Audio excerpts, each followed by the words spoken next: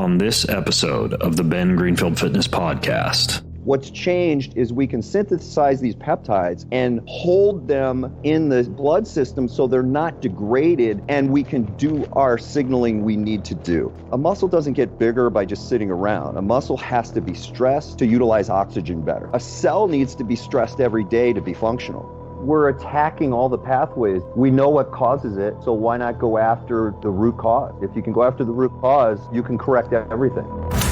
Health, performance, nutrition, longevity, ancestral living, biohacking, and much more.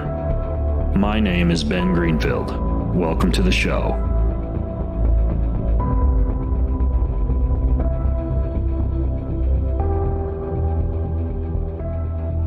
All right, you've been waiting for it, and I'm delivering today. Peptides. You guys asked me a lot of questions about peptides, and I'm very excited about today's episode because we take a deep dive into all things peptides. If you don't know what peptides are, you're gonna know after today's show, and it's a good one. Trust me, very excited about this one. In case you can't tell, this podcast is brought to you by Kion, my company.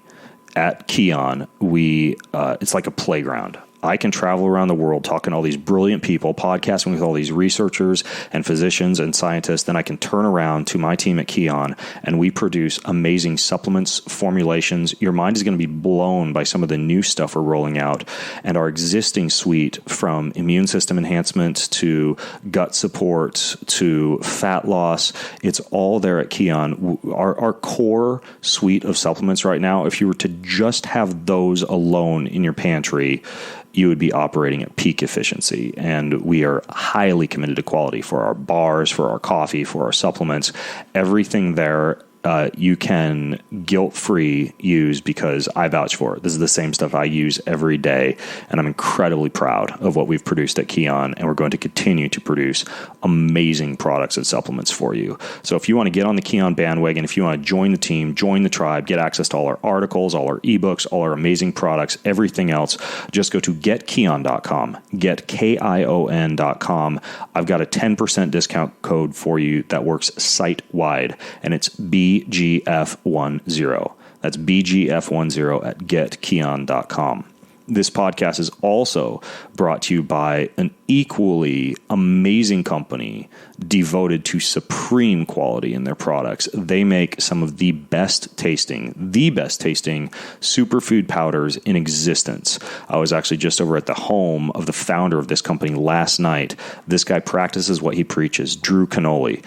He is into sound healing and gardening and positive emotions and extremely organic, certified organic. You won't find anything in his own home or pantry or refrigerator, because I pay attention to these things. If people are actually walking the walk and talking the talk, he is. And I mean, you take his red juice, for example, the Organifi red juice. You put a couple of scoops of this thing, or if you're like me, 6 scoops, into like a Nalgene bottle, shake it up with some really good clean filtered water, or if you really want a full meal, like some coconut milk or almond milk, chill it for a little while. And in that bottle, you have what you would pay, well, if you put 6 scoops, probably $30 for at your local fancy juicery, and it's like pennies on the dollar, and it's beetroot and cordyceps and reishi and all these different super antioxidant berries. They've got a green juice. They've got a gold juice. So the only problem is that Drew has commanded me that I cannot tell you about Organifi without my rollicking Italian accent. So here we go. To get 20% off on all Organifi products, you go to Organifi. It's Organifi with an i.com/Ben, and you use code BENG20. BENG20 at Organifi.com/Ben. And now that I have completely lost all my Italian listeners, my apologies. We can go talk to Dr. William Seeds and his sidekick, Jeremy Delk, for today's show. But do check out Organifi and Kion. All right, talk to you guys later.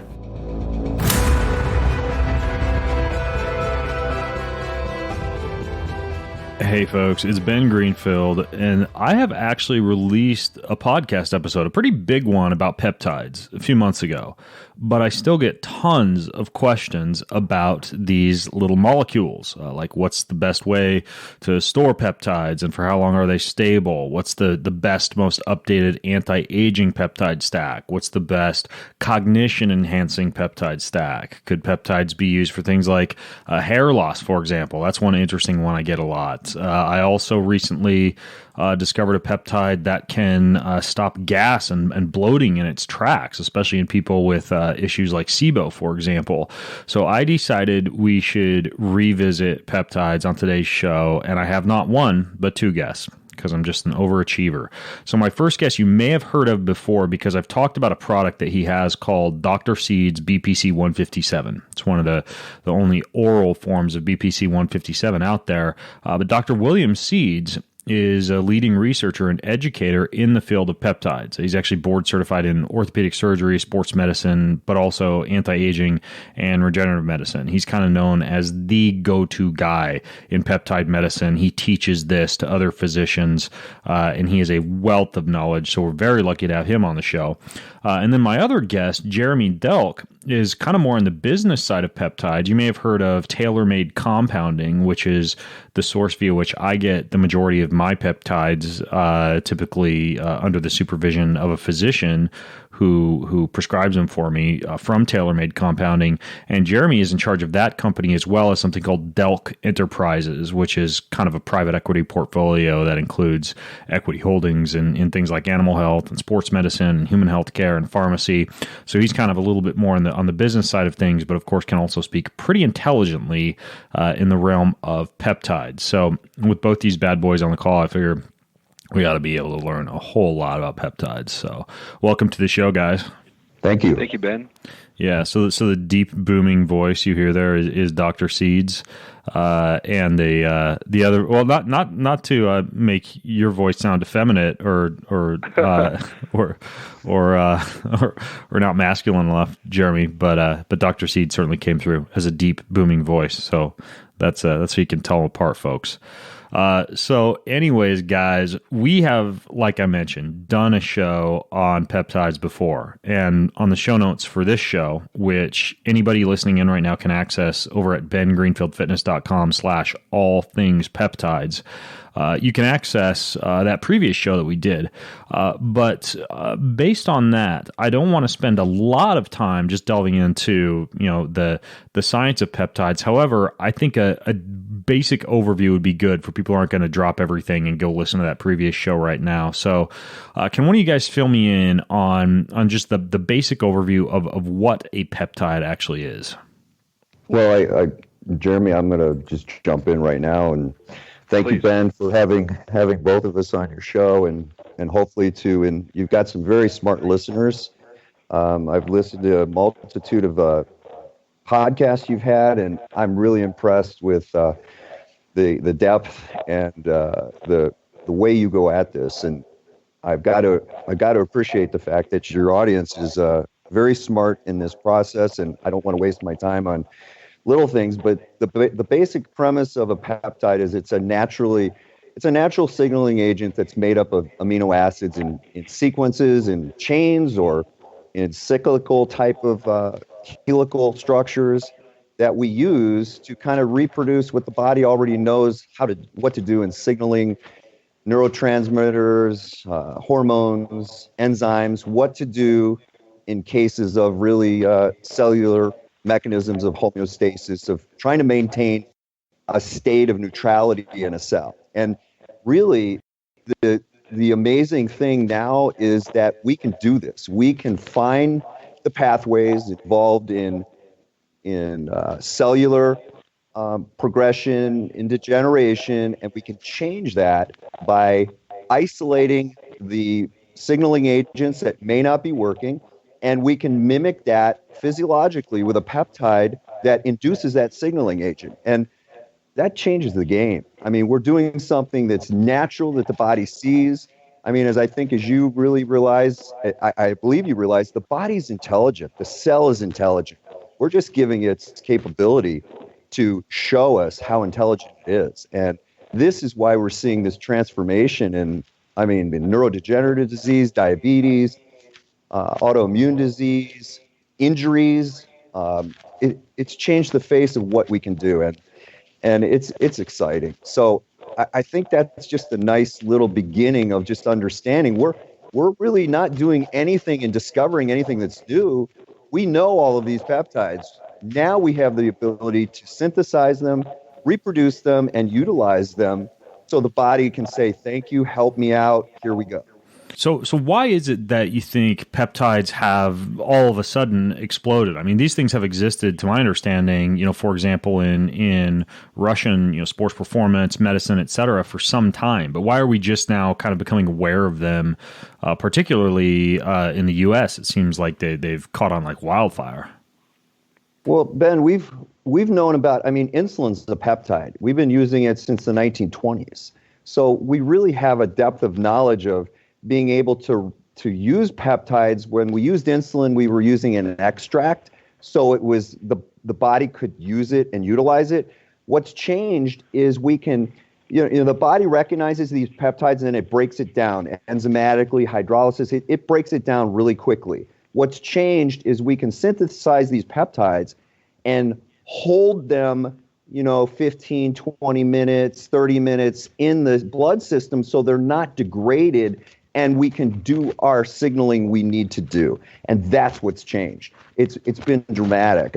Being able to now control that time frame that we can hold that peptide, because the body's going to break it down. And if it's produced in the body, if you can imagine, a peptide may be produced in the mitochondria of a cell to take care of something in the nucleus. Well, it needs seconds to make it and needs seconds for it to happen. If we're going to induce something exogenously, we need a little time. We need 15, 20, 30 minutes to get that peptide to the mitochondria to do its job. So that's what's changed. If I could echo on that just a little bit as well, there's definitely a commercial component to it as well, Ben. With a lot of these, some of these studies, you mentioned some of the Russian peptides and some of these Russian studies, some of them going back, tens and tens of years ago, that constitutes prior art. So while these studies are very exciting and very relevant, when you try to go down a traditional commercialization path of FDA approval or what have you, which right now in the last 2000s there's more peptides in development than a lot of small molecules, but a lot of the prior art has already been disclosed, so there's no IP protection.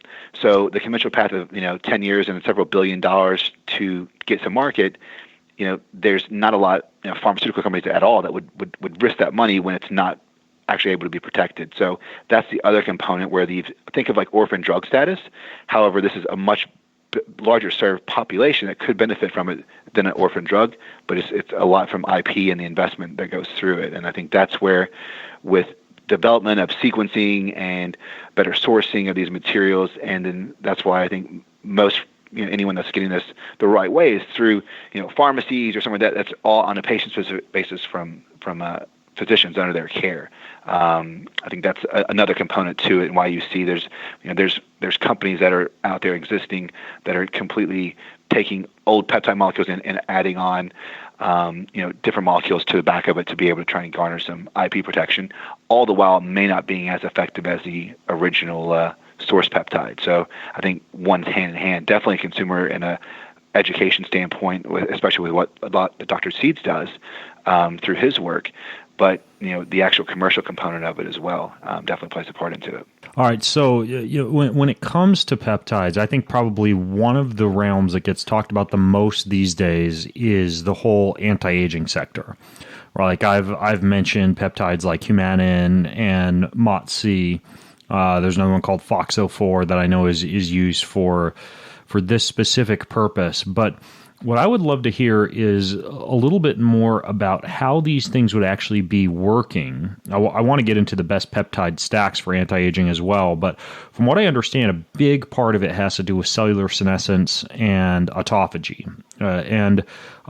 Can you, perhaps this is a good question for Dr. Seeds, can you kind of give me a background on how peptides could be used in an anti-aging protocol, and then we can kind of delve into the specific peptides that would be best in terms of some kind of an anti-aging stack?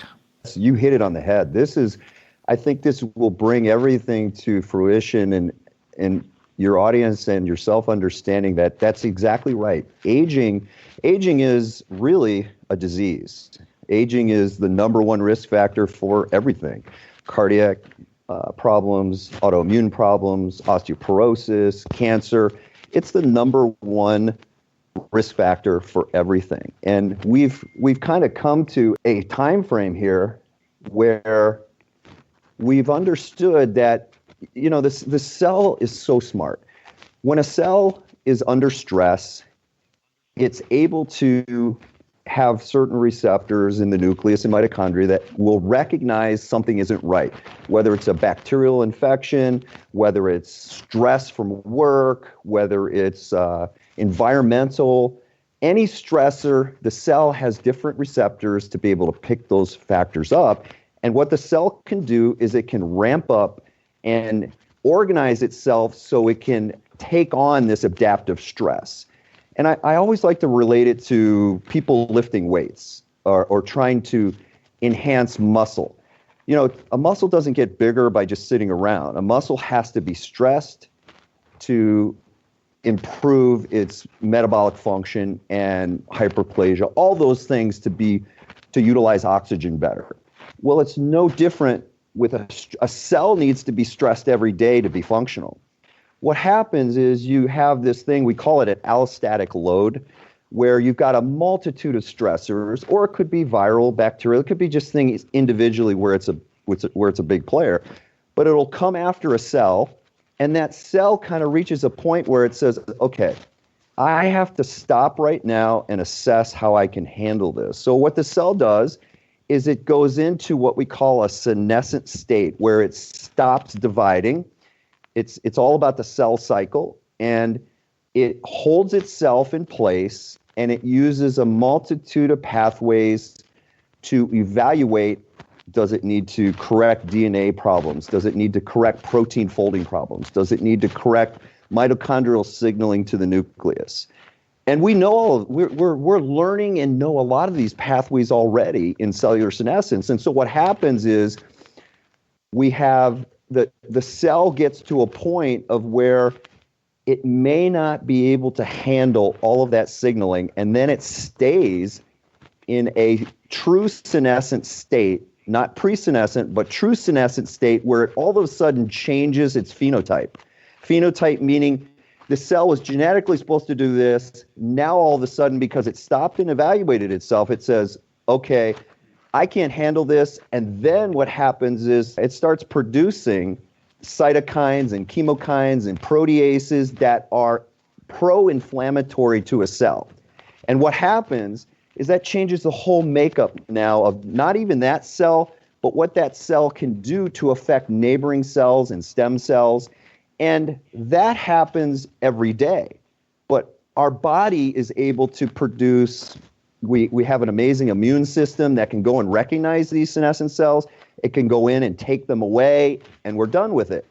Well, imagine if we start getting an imbalance of that. We're superseded with a pretty bad infection, or let's just talk about aging, where senescence slowly builds over time and we build more senescent cells.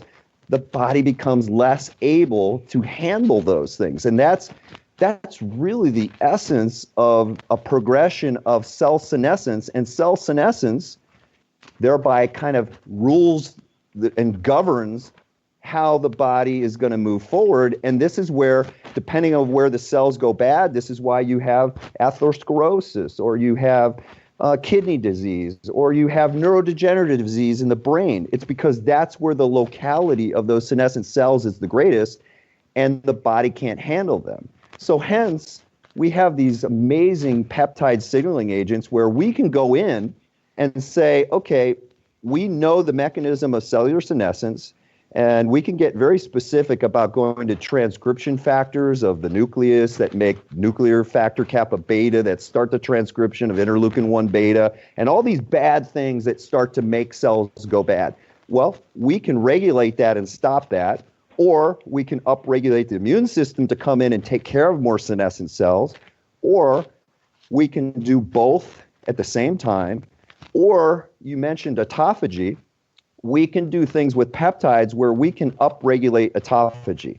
And autophagy is really just a word that means time to do some house cleaning.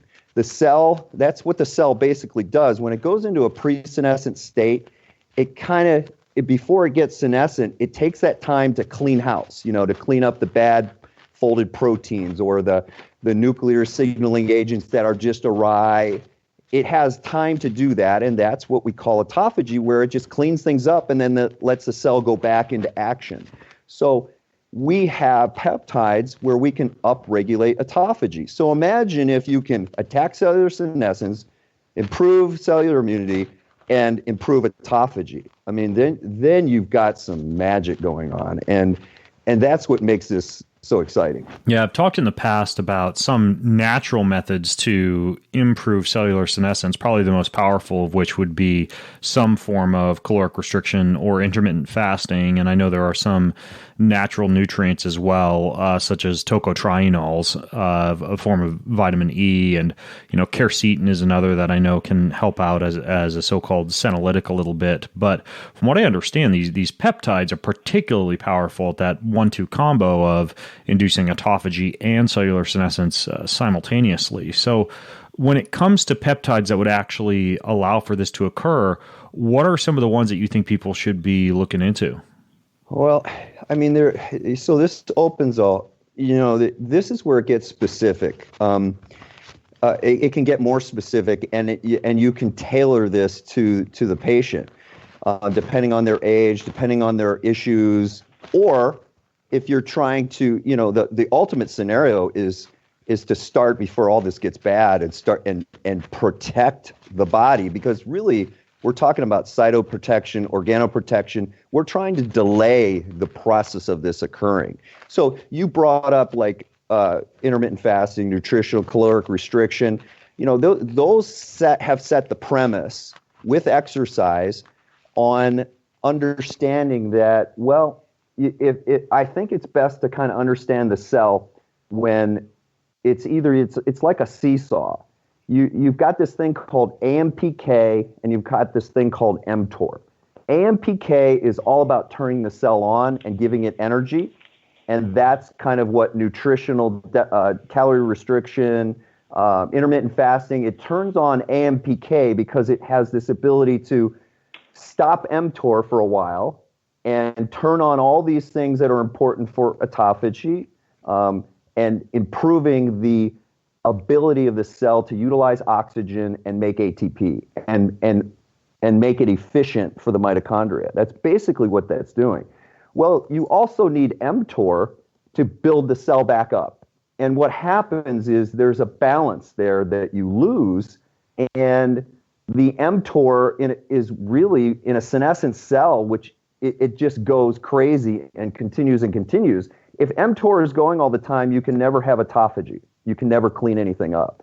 So that's why this intermittent fasting and calorie restriction can be so valuable and can add to the value of using peptides, which are doing things to an even greater degree. So you asked what kind of peptides. Well, there's a lot of things, there's a lot of ways you could go about this, but I think just to bring to light, you had brought up MOTS-c as a peptide earlier, and you guys had discussed that. Well, ModSC is one of these newer peptides that we've identified, and actually, in full disclosure, I brought this out about a year ago in bringing this to the community and discussing this from the research side, and that this would be available soon for us, to start utilizing. And ModSC is really a magic bullet for autophagy, and it's something that is more specific. What it does is it corrects metabolic imbalances, and it works to really improve the metabolic flexibility of muscle. And so in a way, it's an incredible exercise mimetic, because what you're doing is you're just improving the utilization of glucose, you're improving insulin sensitivity, and your energy utilization. I mean, when a cell starts going bad, things like cell senescence and autophagy aren't working, it has to start relying on other utilization of substrates because it can't use glucose well. It's trying to use fatty acids, but that mechanism has to be efficient to make it work. So what it does is it starts using these other metabolistic things we know in the cell, like sphingolipid metabolism and monoalkyl glycerol metabolism and dicarboxylic acid metabolism. These things really are the big players of why people get insulin-dependent diabetes and why cells don't function. Well, MOTS-c affects every one of those metabolism pathways. It corrects every one of those. And what's really interesting, Ben, is that we learned from octogenarians, a subset of people from Japan, had this RNA, this mitochondrial RNA specific to the octogenarians where they were making MOTS-c into their hundreds. And what happens as we age, we all can produce MOTS-c, but as we age, if you do not have that polymorphism to where you can continue to produce MOTS-c, you lose the ability to produce MOTS-c, just like all the other things with aging, losing the ability to produce growth hormone and IGF-1 and all of these things, and NAD, NAD pools, all of these things that are so important to cellular efficiency. So we can now take this MOTS-c and introduce it to where we can change the metabolism of the cell and make it efficient and correct it, and at the same time improve the metabolic flexibility that the muscle has lost. And by the way, just in case people are wondering, that MOTS-c is MOTS-c if you want to look it up. And also, from what I understand, Dr. Seeds, this is not something you would need to take every day, year-round, correct? As with many peptides, like Epitolon, which I talked about in the last Peptides podcast, it's a brief 10 to 20-day protocol done a couple of times a year. With MOTS-c, I believe, if I remember correctly, it's just like a milligram for 10 weeks in a row, once a week, or something like that, right? It depends on the state. Let's say somebody's healthy and they just want to stay there. They want to control and moderate that metabolism so everything's functioning at its highest, and they want to improve their exercise capacity of the cell. Then that's basically something where you would use 10 milligrams and you'd use it once a week. If we have, and that's a subcutaneous injection, and what you need to know about MOTS-c is it is very fragile. It needs to be kept in a dark space, in a refrigerator, and once you reconstitute it, you've got 4 hours to use it or less, or it's no good anymore. Yeah, so it comes in a powder. You have your bacteriostatic water, and then like right before you'd inject like a 10 milligram vial of it, you'd add a milliliter of bacteriostatic water, then just use an insulin syringe to inject that, for example, subcutaneously around the abdomen, right? That is correct, and you want to let it sit for about 5 minutes just to let it completely dissolve in solution. But that's exactly correct, and it's go ahead. And Dr. Steve, if I could just on that piece, yeah, I mean, I would point, I know at some point last podcast you were talking a little bit about stability. I mean, MOTS-c is very, it's light sensitive, and it will start to break down after about 4 hours, once it's reconstituted. So I think that 5-minute window is good, but you wouldn't want to be kind of going much longer than that.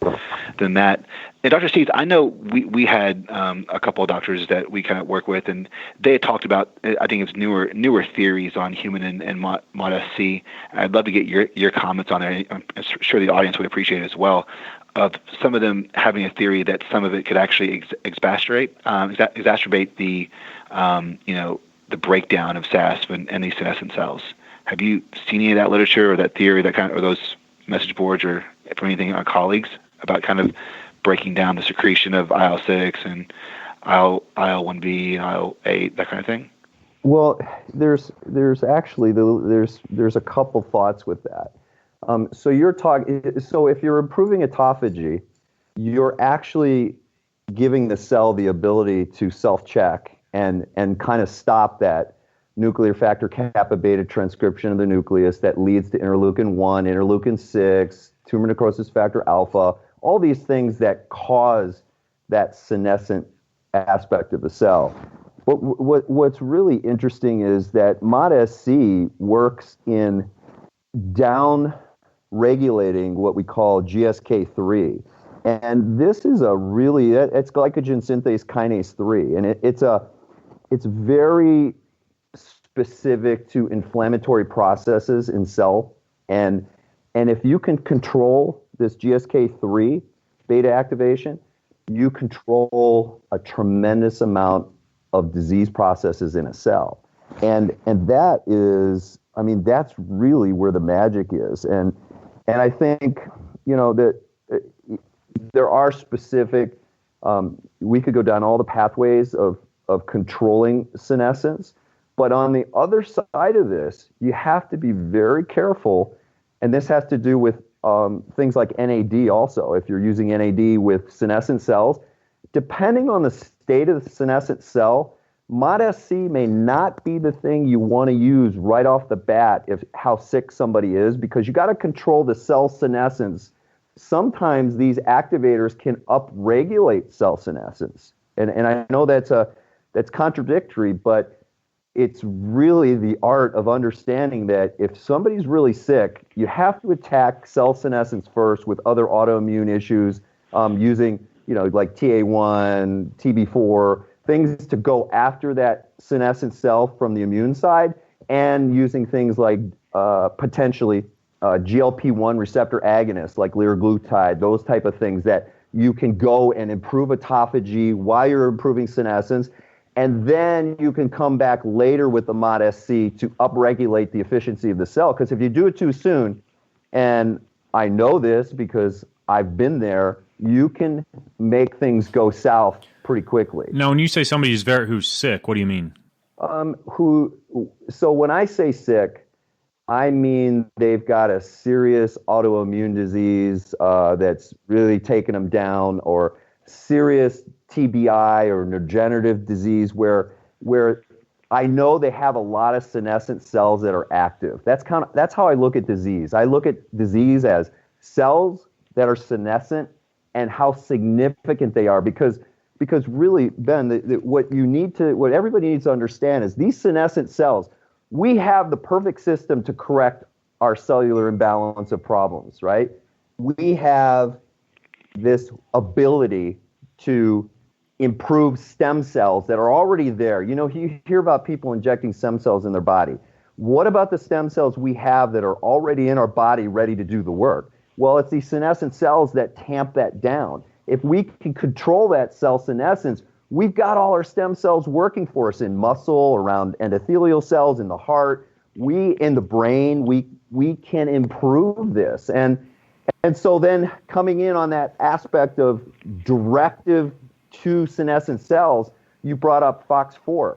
FOX4O is a peptide specific. Is it FOX4O or FOXO4? FOXO4 DRI. Okay. It's FOXO4. Yeah. And DRI just has to do with the derotational element of we're synthetically making this FOXO4 peptide because we're gonna trick this thing called P53 that's in the nucleus. We're gonna pull it out of the nucleus, and then the cell goes right into apoptosis. And it's specific to just senescent cells. It's cell directive. And that's how efficient and precision-like we're getting with these peptides. Hey, I want to interrupt today's show to tell you about how you, even if you know nothing about mushrooms, can get the most potent mushrooms in a cup of coffee or a cup of tea and just cover all the bases. Because let's face it, sometimes the shotgun approach and just dumping everything in the kitchen sink, all the beta-glucans from every single mushroom that's been shown to have medicinal benefit into one cup is the way to go. So there is a 10 mushroom blend that's got Mishima, Reishi, Chaga, Cordyceps, Inokataki, Maitake, Lion's Mane, Tremella, Agaricus, and Shiitake all in one blend.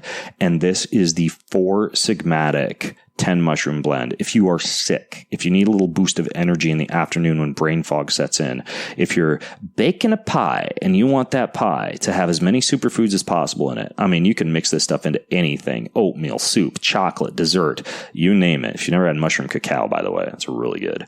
It's the Four Sigmatic 10 mushroom blend. That is the one I'm recommending today that you get from Four Sigmatic. You get a 15% discount on all the Four Sigmatic supplements, and you go to foursigmatic.com/Ben Greenfield. That's foursigmatic.com/Ben Greenfield. And the code you use for 15%, which is pretty hefty on anything, is Ben Greenfield. And check out that 10 mushroom blend for sure. Finally, I am not lying to you. Right now, while I am recording this podcast, I have just slipped out, sultry and gracefully, of my Birdwell beach breeches because I was in the San Diego Ocean. And my Birdwell beach breeches are really the only things I wear when I'm at the beach because they just work, and because I'm probably like Steve Jobs. I put on the same things for many affairs and many events, and my Birdwell beach breeches are just what I grab when it's beach time. They are made from unbreakable surf needle nylon fashioned after the sailboat sails on the coast of California. They are built in America, in California, actually, right off the coast is where these things were inspired, again, by the sailboats right off the coast. I feel like I'm droning on and saying coast a lot, so I'm going to stop that now. But Outside Magazine called these things the 501s of the beach. They also have built in their surf stretch, which is a 4-way stretch microfiber. They look good. They look amazing on your body, I think. But I have probably an elevated opinion of myself when I'm flexing in the mirror wearing my Birdwell beach breeches because I'm just that narcissistic. I like to put them on and just stand in the mirror and flex and then go to the beach and throw down, kick sand in people's faces. That's just how I roll. So I'm sorry, kids, if you're listening with your parents, don't go kick sand in people's faces at the beach. That's an ass move. But anyways, you get 10% off your first Birdwell beach breeches purchase with a lifetime guarantee and free shipping over $99. You go to birdwell.com, birdwell.com, and use discount code BENG at checkout. That's birdwell.com and use discount code BENG. You're welcome. Okay, so we've got MOTS-c, FOXO4 as two kind of components of a stack that would limit cellular senescence and also induce some amount of cellular autophagy. What about this humanin peptide? Because I often hear that one mentioned in the context of these other two. So humanin is another mitochondrial-derived peptide. It's in the same category as MOTS-c. It's another. So what happens is the cell's going bad. It's got the senescence affecting it, and the nucleus sends this signal to the mitochondria saying, guys, I'm in trouble, help me out. So the mitochondria produces these mitochondrial-derived peptides, and humanin is another one, another mitochondrial peptide that is very, very specific for also attacking aspects of what MOTS-c does, not to the level of MOTS-c, but it has some really other cool things of where it can take badly folded proteins and improve the autophagy, the removing those unfolded proteins. And it has to do with chaperones and this thing called LAMP2, which is a ligand on a lysosome. And so it's just basically cleaning up bad proteins and removing them. So humanin has that ability to really help with controlling that, and also it helps with premature cellular apoptosis, because when things go bad, there's sometimes cells prematurely just go through a process of where they die, and you don't want that. And this humanin has the ability to stop. It can attach itself to this thing we call it's a Bax protein, and what it basically stops is apoptotic process in the cell. And so if we know that, we've got some really interesting ways of, so this peptide not only works in that fashion, it works in the brain, it works on, if you can imagine when a blood vessel, like atherosclerosis, when things are going bad, what's really happening is there is this process, this Kruppel-like protein, it's a protein that has an effect on enos, and an effect on endothelin 1 in a cell. And basically what it's doing is it's making that vessel stiffer, and it's promoting the probability of atherosclerosis. Well, humanin can go right in and upregulate this Krupple-like factor too. And what happens, we know that people, if you have too much glucose, if you're in a diabetic state, that decreases this Krupple-like peptide, this signaling. So humanin can go in and affect that. It can also go to the brain, which is just another amazing process of where, everybody's heard about plaques and the buildup of plaques in the brain. Well, humanin actually can go after these things called, they're FPRL1 proteins that are basically functional receptors that are part of amyloid beta. This conglomerate of amyloid beta is like it's a peptide actually that builds up in the brain and causes neurodegenerative disease. It's what all the research has been focused on, that and tau type of proteins. Well, these signaling agents or receptors can be inhibited directly by humanin, and it can stop that process. So you can not only work on autophagy with these other ones, you can stack humanin in, and you can actually go in and attack specific receptor responses. And I just can't, it's just fascinating where we can go when we start understanding the process of how these peptides can be so powerful if you understand the pathways and you understand this fact of, just what I talked about, vascular disease. I mean, you can improve ischemia and reperfusion based on the knowledge of mitochondrial dysfunction and the issues that happen with not being able to make humanin, because humanin has that direct effect on the vessel. So with humanin and FOXO4, is it similar to MOTS-c where you would just do like a subcutaneous injection for certain times during the year? Yeah, so the humanin's a little more complicated.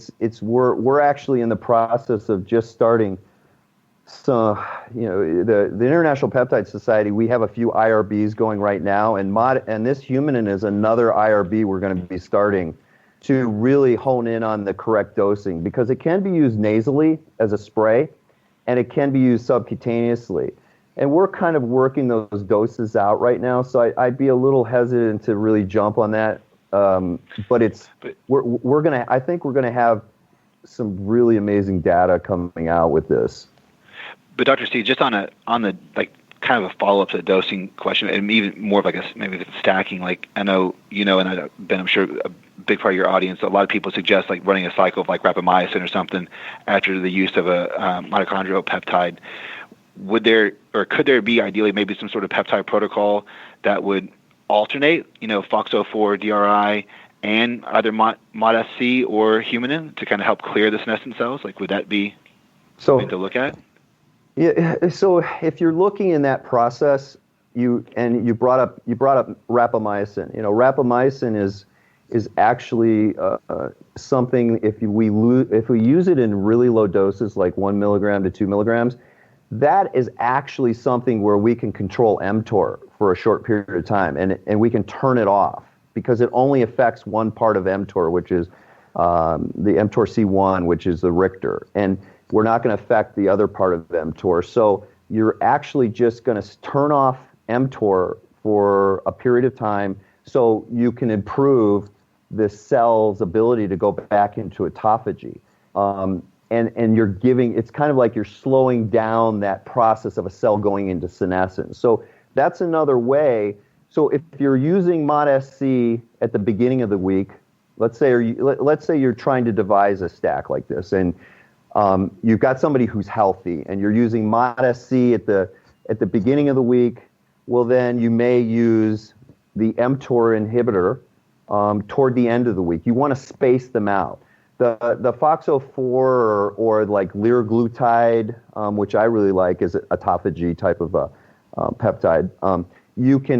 You do have to kind of space them a little bit because you want to understand what mechanisms you're improving and what mechanisms you're trying to slow down. So let's say this. Let me just give you a broad example of I've got somebody that maybe is like Ben, who is dealing with giardia right now, and I know with the yeah, we were talking about that before the call. I'm clinching during this entire podcast because I was at a wilderness survival course over the past 3 days and came back with apparently that homemade sand and charcoal based water filter I used didn't quite do the trick. Ben, I shouldn't have disclosed that, should I? No. That was my fault. There's a visual for folks. I'm sorry about that.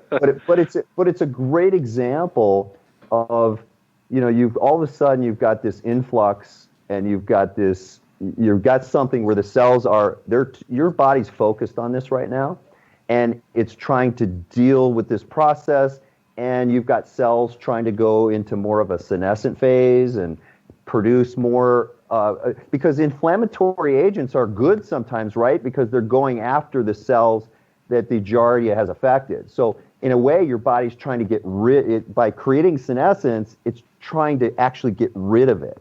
So it can work to your favor to have that stuff happen too in the beginning. So you can do things to upregulate and help that. You talked about LL37.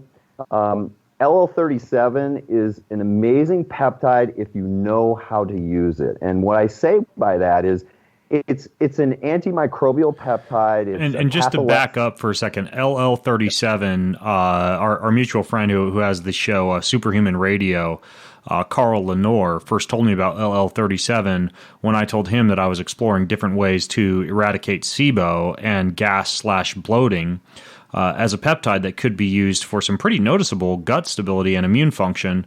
I got my hands on some, and I've only been using it for the past, really the past week or so. Fortunately, there's even a little bit of literature I found that indicates it may have some effect on parasitic activity as well. So I'm fortunate to have some on hand at the time. But just a quick background on LL37 for folks. It's a new one I haven't talked about on the show before, but seems particularly useful for the gut. Well, and that's, I think this is where we could just take a couple minutes to really put this in a good understanding of how this peptide can be very powerful, but also how it can be the wrong thing to use, and I'll elaborate on that. And yeah, that's interesting. You're talking about Carl. I introduced that to Carl. So but Carl is like, Carl. I mean, he goes to the extreme of using some of these things in self-utilizing peptides to where he is I would call Carl like the ultimate lab rat. Yeah, he takes the guinea pigging thing to the next level. He absolutely does. But he's helped a lot of people just like you have with what you've brought to light and what you bring for your listeners. But so I think just one understanding to have, if we look at the gut is something that can go incredibly well or incredibly wrong. And I think the basic understanding and premise of a gut is to know that the gut only works if we have all of these bugs, these bacteria, that are normal bacteria that we should all have working for us. There's thousands of species of bacteria, but an individual usually carries around like 126 different species, and everybody has different species in their bowels, but they all kind of do the similar thing for that person based on their genetic makeup and other phenotypical changes that occur. But the bottom line is you've got these bacteria that if you're feeding the gut the right nutrients, fiber and low carbohydrate, medium carbohydrate, not saturated fats. You're just, you're giving the body what it needs. Those microbes make these things called short chain fatty acids. And these short chain fatty acids are usually butyric acid, acetate, and propionic acid. Really, it's the butyric acid or the butyric fatty acid that is what the cell, the intestinal cell, 80% of its energy comes from what that bacteria makes. So it makes that cell healthy, and it enables it to produce the mucus and all of the thing, and have the barriers of the cells tight. It enables it to do what it's supposed to do. So if you have an infection or you and what people may not know is when that cell is healthy and that butyric acid's working, it causes the cell to make its own antimicrobial, which is LL37. And LL37 sits in the colon and it helps attack the wrong bacteria. And what happens is let's say you eat the wrong diet or you get an infection like you're dealing with right now. Those colonic cells are upregulating LL37, trying to deal with the bacteria or parasite, and the bacteria can't produce as much butyric acid, so LL37 production goes down. So you're in a great place to use LL37 to fight this bacterial infection or parasitic infection at the same time while you're you're using more starch-resistant oligosaccharides, things like that, to make everything work right to cure the colon. So what you're doing is you're improving. You're not changing the microflora in the bowels that are creating the bloating and the gas and all the things that happen. You're giving your body the ability to okay, know what to do. Let's take care of it. And that's why we tell people, for something you're trying to fight off right now, it would be probably like a 4 to 6 week time frame of like 100 milligrams of LL37 in the morning and LL37 100 milligrams at night. Yeah, and it should be noted, by the way, that even in the absence of something like Giardia or a parasitic infection, which I'm fighting right now, in a lot of folks, they tend to get like a pretty intense like die-off or Herxheimer reaction when they begin using this stuff, and almost flu-like symptoms for a couple of days. So it can be something that folks need to be forewarned about before they launch into this, that it could be pretty uncomfortable from the get-go, especially if you have something like a small intestine bacterial or small intestinal fungal overgrowth. Yeah, yes, and that's really a brilliant point you brought up there, Ben. So that you're talking about in some people that have like SIBO type of issues where they're really overridden with a change in bacteria, that can happen initially, and that's something that and that's why you work with a physician and you work with these things so that you aren't getting yourself into trouble or thinking, oh, I went the wrong way. Actually, what you're doing is that's telling you you're on the right track. Yeah, that's actually something I wanted to backpedal and ask you about, because you mentioned the International Peptide Society, and many people will go to websites. They'll look up like Peptide Sciences or Peptide Warehouse or some other fringe website and try to order this stuff themselves and piece together their own protocol. And in my opinion, these are powerful compounds that should be utilized under the supervision of a physician, especially when it comes to some of these anti-aging stacks or the use of LL37 or anything like that. And I know a lot of people listening in, they might be scratching their heads and wondering, well, how do I actually connect with a doctor who knows their way around this stuff and has been educated properly? If someone's actually trying to find a physician who will work with them on a peptide stack, is there any best practices for hunting down the right person? Well, before Dr. Seeds, if I could jump in, because you just opened like a huge Pandora's box, like a hot button for me. I mean, I think that's we work a little bit with the IPS and Peptide Society and have even increased our involvement here late last year with them because we believe so much in, best practices. My former life, I was in the cell space, adipose drives, stem cells, and what have you, and I really saw how that industry went the wrong way by not having any self-governing body, or how things were actually, it was never a panacea, but it shouldn't be marketed as a panacea. And I think we see that same thing with extrapolated literature and things that are coming through and then served out on the internet for people that really kind of causes a tremendous amount of concern. We get a ton of backlash from not a ton, but a realistic number of backlash from our patients, because Dr. Seeds is obviously a leader in this space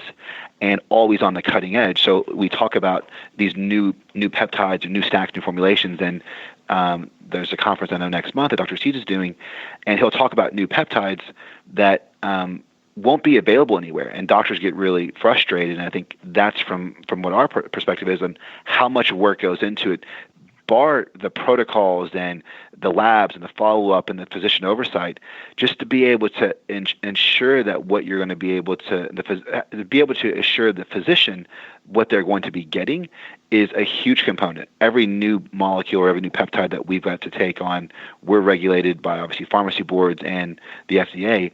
It's around $30,000 and $50,000 per product to be able to get stability and mass specs and HPLCs to make sure that what's in that vial or that reconstituted solution is what it is. And we have to be able to track and do that. So that's the real scary part. And that's why we really, love guys like you that are really trying to get the message out there from an education standpoint, that the importance of quality and accuracy and physician oversight, having a team is so important, that otherwise you could have, you don't know what you're really putting into your body. So I'm sorry I hijacked that question, Dr. Seeds. I'd love to have your piece on it, but it's definitely a hot button for us on how important that component of it is. Yeah, and well, I think you hit it on the head, but the IPS is specifically, so I've just been fortunate to be able to have the ability and the get the resources to get it started, and actually we've grown into we're over 500-600 physicians now and medical care providers on top of that, where we've built a pretty strong group of people that we're the only certified peptide society where we certify, and we also have a fellowship program. I mean, we're really teaching doctors that know how to utilize these protocols, know these pathways, but also understand the importance of, we set up the IPS also to be this a governing body so the doctors could feel comfortable knowing that, hey, if I get this peptide, how do I know it's coming from a reputable source? And so we actually have a way that we evaluate compounding pharmacies if they want to become part of IPS, where if they can show us the certification, they can show us that the peptides have, the potency they're supposed to be, they've gone through the antimicrobial evaluation, that they are what they are. Because you need a peptide that's 99.9%, 99.8% pure, or you're in the wrong place. And okay, so if somebody goes to something like the International Peptide Society, is there like a directory of practitioners there? What we ask people to do is we ask them to send in. We have Kelly at the International Peptide Society that we have physicians in every state, and so we'll get people like that will send in an email. And we can find them a provider in their state that has been certified or gone through or is a member of our IPS, and that's how we get people hooked up. The importance of working with a physician is so crucial, because obviously physicians are not going to be, they have their oath and what they're going to do. But Michael Powell put a New York Times article out last March or April, and it was basically the vast background of sports doping, and this was done from the Switzerland's anti-doping organization, and they ran tests on I think 200 different websites, U.S. and foreign-based, and the agency put out, and this was in Mike's New York Times article, that over 80% of the peptides advertised on the web are either unadulterated or just outright fakes. So obviously 80% is not a good percentage, and it's just so scary that Dr. Seeds talks about peptide bonds and the bond being very important. Okay, it's 98% assay, the purity, but we've seen some, even from, we won't say where we've seen them, but we've seen some things that are in the market. We have our own mass specs, LCMS, HPLCs here, and some of the things that you get, quote unquote debris, whether it's the wrong acetate salt or the wrong salt exchange that's been done. I mean, you're talking about, okay, I think there's a huge rationalization of people. Okay, I can save money from going to a physician, and this physician's it's more expensive because he's getting a real product. I can get it online or from a buddy at another facility for very cheap. And the worst thing that can happen is it doesn't work. That's the wrong attitude. The worst thing that can happen is you have no idea where the stuff is coming from. There's no quality control over it, and there's no oversight because these things kind of pop up and pop down. So it's something that's really, really scary, and I think those are parts of the things that really educate the public needs to be needs to be addressed for sure. Got it. Now I would be remiss not to mention a couple of the other things I wanted to get into on the show, and that would be one thing that I know is of interest, especially to a lot of guys, and that would be this idea behind controlling hair loss. That's an issue for a lot of guys, not just guys who are on like testosterone replacement therapy, who have a lot of DHT and are losing their hair, but guys who are losing their hair for other reasons as well. And from what I understand, there are actual peptide protocols that seem to work for hair loss. Can you touch on that, Dr. Seeds? I want to thank you for bringing that up, because that's actually one of our IRBs that we have that's ongoing right now. That is I just presented some of our early data on hair growth with these peptide protocols, and it's absolutely revolutionary. And I will kind of go into that just briefly without getting too scientific. We are able, so if you understood what I just talked about, cell senescence, and how senescence can affect the use of stem cells, but can affect other cells around. Imagine if you've got people that are dealing with loss of hair or baldness, whether male or female. A lot of that has to do with how the senescent cells around it are affecting the follicle of the cell, the follicle stem cell. And part of it also is a DHT-induced suppression of these hair follicles and the hair follicle stem cell. And it's about differentiation of that stem cell. Well, if we know that, and we understand that there are pathways involved that are implicated in follicular development, we know it. We know it's called the Wnt-B-catenin pathway. And we have found this peptide. It's called PTD-DBM, and it's a lengthy peptide, but it's actually a short peptide, but it's a peptide that we use to actually affect the suppression of Wnt-B-catenin pathway, because there's this thing called CXX5, and it's an inhibitor of the Wnt-B-catenin pathway. Well, this PTD-DBM can actually stop that inhibition and upregulate this pathway that rescues the stem cell from this process of being suppressed.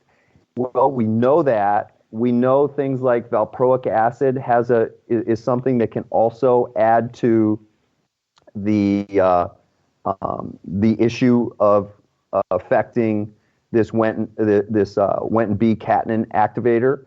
And we know actually if we do like dermal abrasion, or if we introduce some trauma, say to the skin, that's another way to cause follicular neogenesis. So on top of that, we know things like TB4 has a great way of going after senescent cells in affecting something called interleukin-1 beta, and the thing I brought up before, the nuclear factor kappa beta, which induce cell senescence. Well, TB4 can actually turn that off and can promote growth. And that's different than TB500. You're talking about thymosin beta 4, right? Well, it's actually the same. TB500 is just a generic name that came up. That it's really thymosin beta 4, but it's the same thing. TB500 is thymosin beta 4, and so we can use that, all of those in a stack, and also something like we use a GHK-Cu, which is a peptide. It's a tripeptide that is an amazing peptide that upregulates, downregulates certain genes. But it's all about wound repair, stem cell activation, and it has this copper component that is very, very important in inducing wound care and actually proliferation and activation of stem cells. So we developed this stack, and we started implementing this. We hit through about 18 centers, and Ben, in 3 months, we're seeing amazing growth, hair growth. I mean, we're growing hair. So the stack, one more time, it's PTD-DBM, it's thymosin beta 4, and what was the last one? GHK-Cu, also valproic acid, and we do microderm abrasion at the same time. So you abrade the scalp to improve it. And so we actually have like the GHKCU.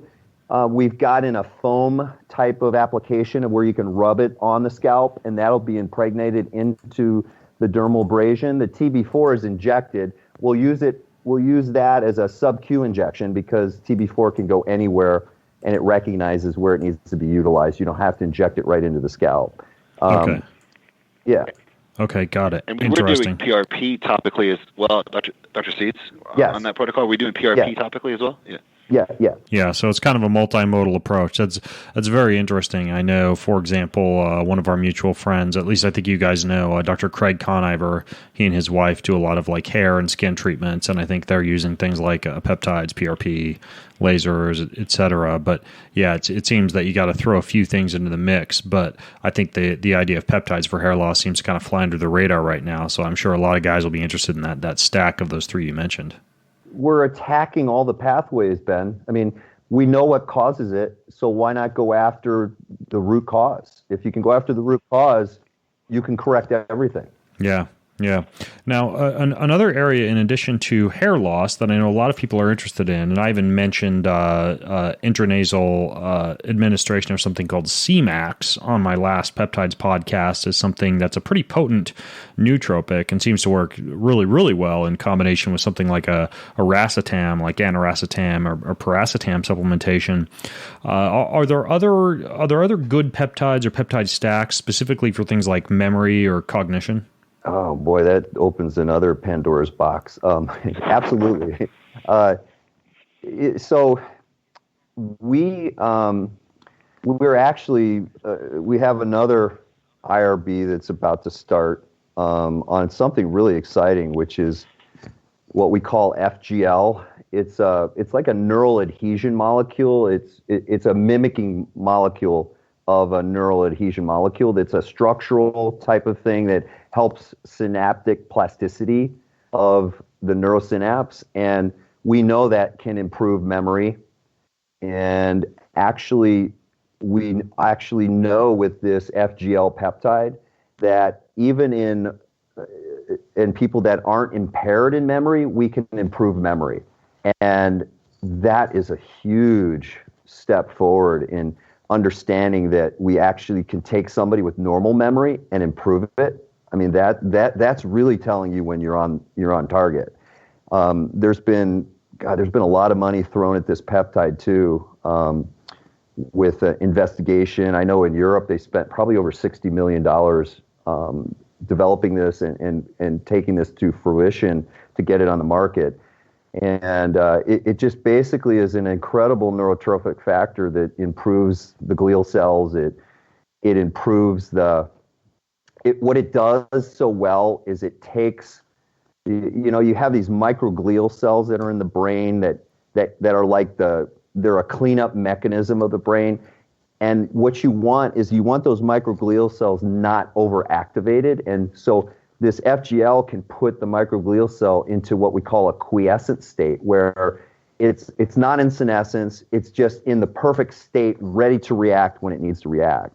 And that really, that changes the game in the brain, because a lot of things can go wrong quickly, and inflammation is something in the brain that can really take hold. And this day and age, with the way we live in this world and the sleep we don't get, the stress we have, I guarantee you everybody's dealing with neuroinflammation, and that's a whole nother topic. But it's real. So we have ways to maintain that microglial cell, and at the same time upregulate the ability of, say, the hippocampus to work better in controlling and consolidating memory, and influencing even the local production of what we call IGF-1, which is real important in consolidation of memory. And so we know these mechanisms. And if you know the mechanisms again, then you've got something that's amazing. And actually, the point you brought up about it can be administered intranasally, but the problem with that is you have to use really high doses of it, and it's very expensive at high doses. So we've gone to a place of where we're using sub-Q, of say, intranasally, we've looked at 25, 100, 250 milligram dosings. Well, we can go down to 1 milligram dosing a day if we use sub-Q. 1 milligram subcutaneously of each of those, FGL, dihexa, and cerebrolysin? No. I'm just talking right now about FGL. Okay. So if I use something like that, that's what we've done. We've gotten to the sub-Q. You brought up dihexa. Dihexa is something that is oh my gosh, you brought up one of my favorite neuropeptides. That's a game changer, in my opinion, in neuroinflammation and neurodegenerative disease, but also I think in the same fashion of utilizing this FGL, it upregulates brain-derived neurotrophic factors that are really important. We're just learning now. I mean, we could go down this road right now and talk about the fact that we've kind of come to a place now where we're understanding like people that are dealing with depression and anxiety and issues of where they were using SSRIs and MAOs and all of these things to try to work on depression and so forth. It's actually the brain's inability to make enough brain-derived neurotrophic factor. It comes down to that. And if we can upregulate the brain's ability to truly upregulate that, which dihexa is a very powerful neuropeptide that basically it's got these amazing pathways, but what it really does is it improves blood flow to the brain, and that enhances and stops all of these angiotensin things that modify constriction of vessels. So it improves blood flow, but it also works through different mechanisms of like upregulating this brain-derived neurotrophic factor and improving stem cell activation. All of these things you need to make the brain work well, but at the same time, it has activity of where it can work against this microglial cell that can go bad. And when a microglial cell goes bad, it goes through what we call a phase change. And dihexa can actually go right in and change the phase of a pro-inflammatory microglial cell back to an anti-inflammatory microglial cell.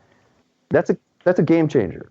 And so we're actually the nice thing about dihexa is it's a cream. It's something you don't have to inject. You don't have to take it orally. We can do it. We can actually use it through topical application. It's fascinating. Okay. So there was one other, and by the way, for people listening in, I've used C-Max or cerebrolysin before, both intranasally as well as, and I think this works a little bit better, sub-Q injection. And I mean, it's amazing. It gives you like a good 4 to 6 hours of just clean brain energy. It's a very cool one, and I'd be curious what a stack of all three of these would feel like when it comes to a good way to enhance the brain during a typical day of work or sleep deprivation or jet lag or something like that. But there's one other peptide mechanism that I wanted to ask you about, because you had mentioned this to me, Dr. Seeds, and that's some of these growth hormone secretagogues, and particularly some of these ghrelin receptor peptides. I think GHSR1A and GHSR1B were the ones that you mentioned. What exactly are those, and where would those fit into a protocol? Why would someone use something like that? That comes to the core of understanding. So really quickly, the brain has the capability of making its own growth hormone that is designed for your body, and your body actually pulses it out, okay? And what happens as we get older, or we have inflammation, or we have diabetes, or we have things that affect the body and inflame it and build up senescent cells, again, that acts to dampen the brain's ability to release its own growth hormone. So we have these peptides, which are called GHRHs and GHRPs. The GHRHs are like the CJC1295 or the MOD129 or the tesamorelin. Those are GHRHs. The GHRP, or the ghrelin that you're referring to, the GHRPs are like the ipamorelin, the GHRP2, GHRP6. And those specifically have different ways they work on the secretagogue of the pituitary.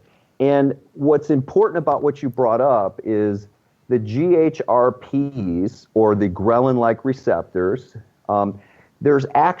We've learned there actually are two receptors. There's splice variants. There's the A and the B. And what happens is if you take too much of a GHRP, you can actually dampen one of the receptors. The B receptor will dampen the effects of the A receptor and will involute the receptor and actually turn it off. So you lose the ability of utilizing that peptide the way it's supposed to be, because really what that peptide is doing is stopping somatostatin inability of the pituitary to release growth hormone. So these things like MK0677, which are really, it's an oral GHRP that is used very much so in the powerlifting, bodybuilding, and athletic world. Yeah, that's considered like a SARMs, right? No, it's actually a peptide. Oh, is it? Okay.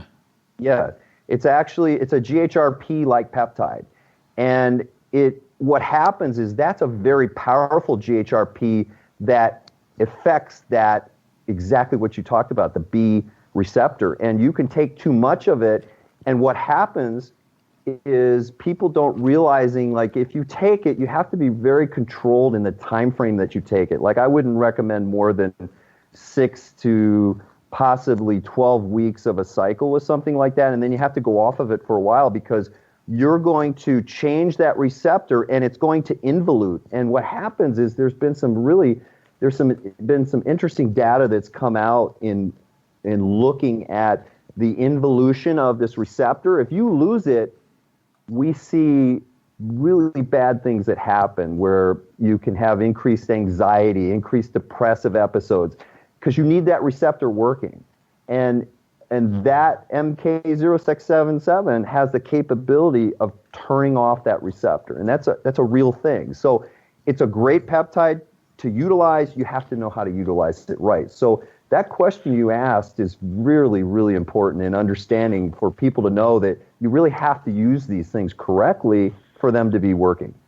And it goes back to the online piece, or even some pharmacies that are going through and what patients themselves are asking for, and re-stresses the importance of going to a physician that's well-versed and certified and accredited in this space, because there's so many things online of just taking ipamorelin stack, but not combining it with the other side, like a CJC 1295 or something to balance that out.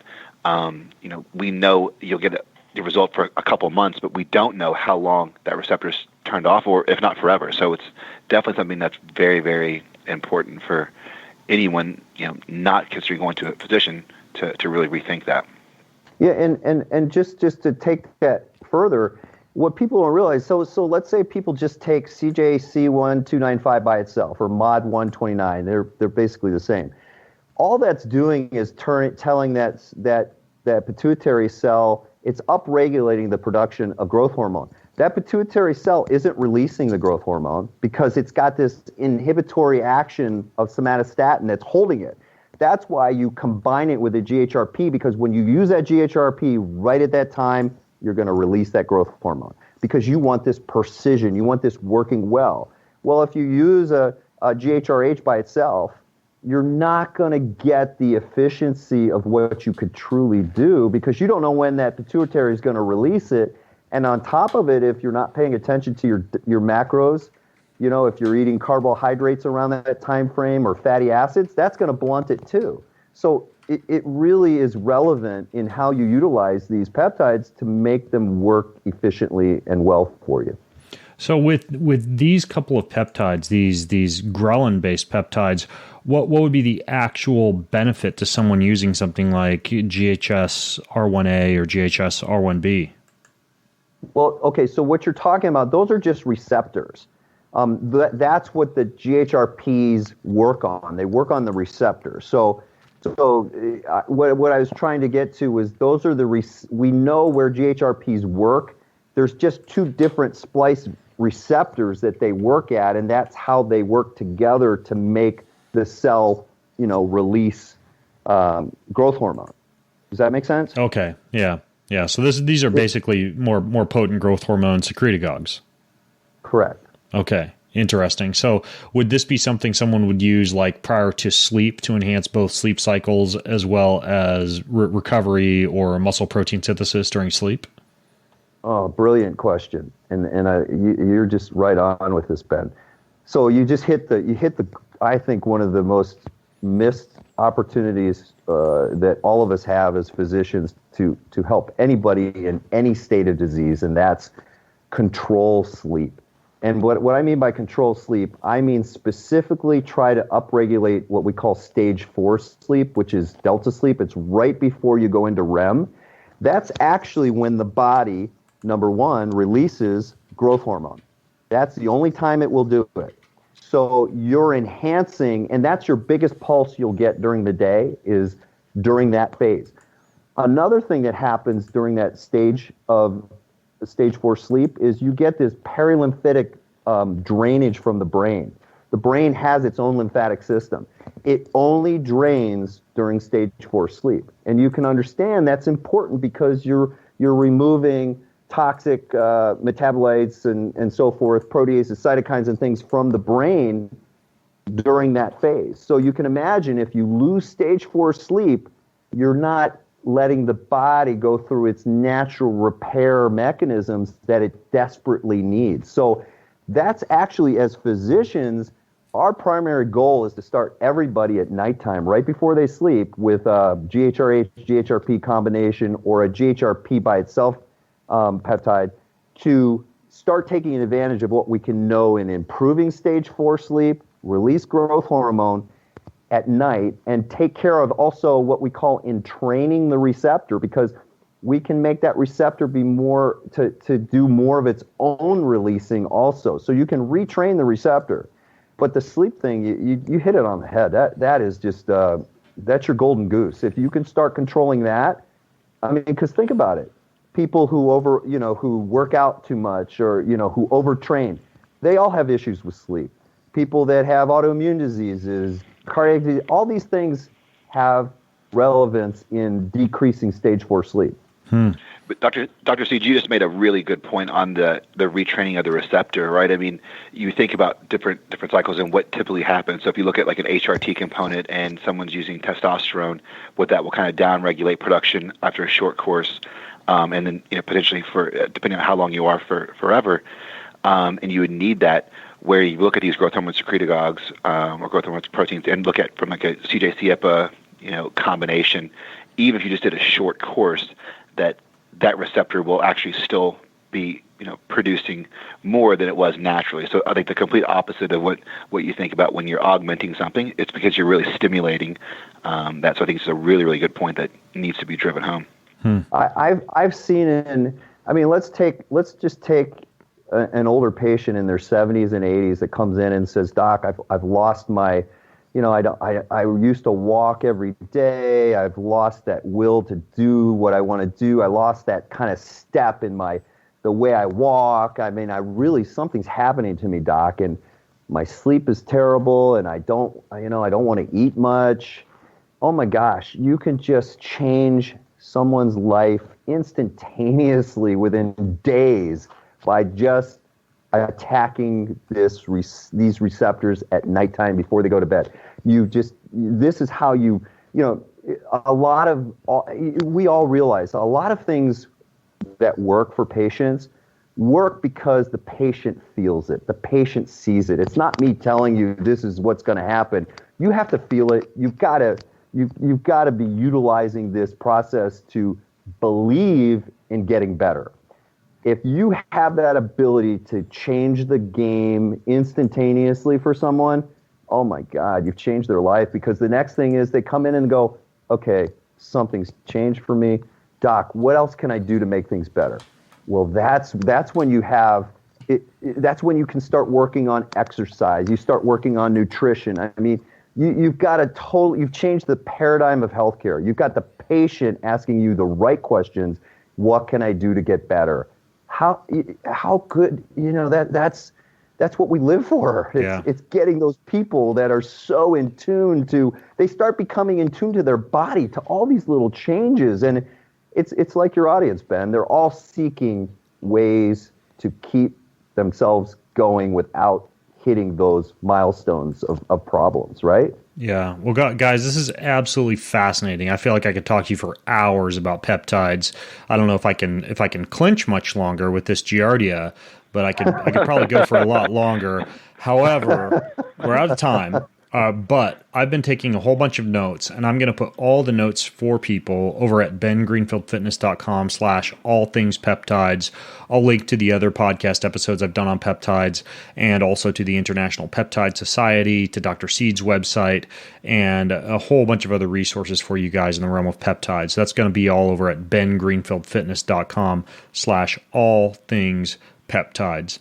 Guys, this has been incredibly enlightening, so thank you so much for coming on the show and sharing all this with us. Ben, my pleasure, and I just have to say your audience is very fortunate to have somebody like yourself that just pushes these questions forward. I mean, that's what makes this all work.